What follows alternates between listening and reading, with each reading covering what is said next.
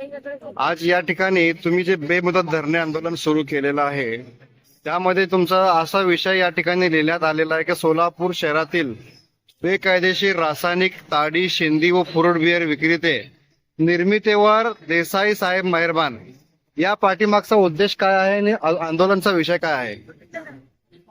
मागील महिना 2 महिन्यामध्ये आम्ही वेळोवेळी तोंडी लेखी तक्रार मान्य देसाई साहेबांना दिला की सोलापूर विषारी ताडी विकलं जात आहे, मध्ये विषारी पदार्थ मिसळले जातात, CS2 सारख्या जीवाला घातक असणाऱ्या रासायन पावडर मिसळून हा सिंधी घरात तयार करून विकलं जातं लाखो लिटर.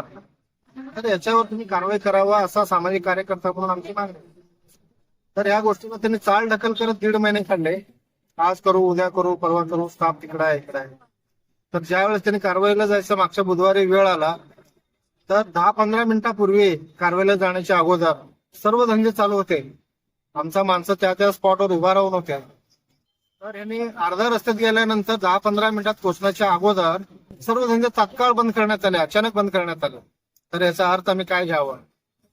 कोणीतरी देसाई साहेब असू द्या, देसाई साहेबांचा स्टाफ असू द्या, त्यांना फोन करून सांगितलेलं असणार आहे की आम्ही येतो कारवाईला, तुम्ही धंदे बंद करून पळून जावा.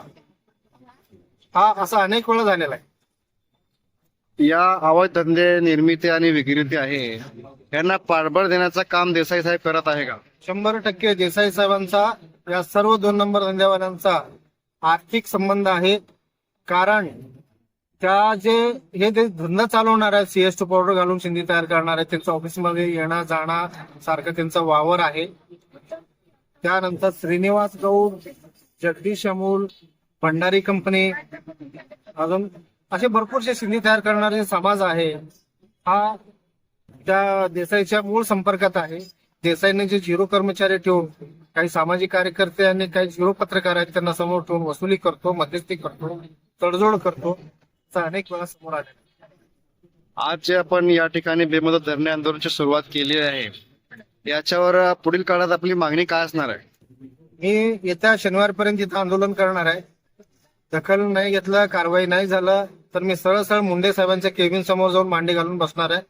तिथे 3 दिवस बघणार.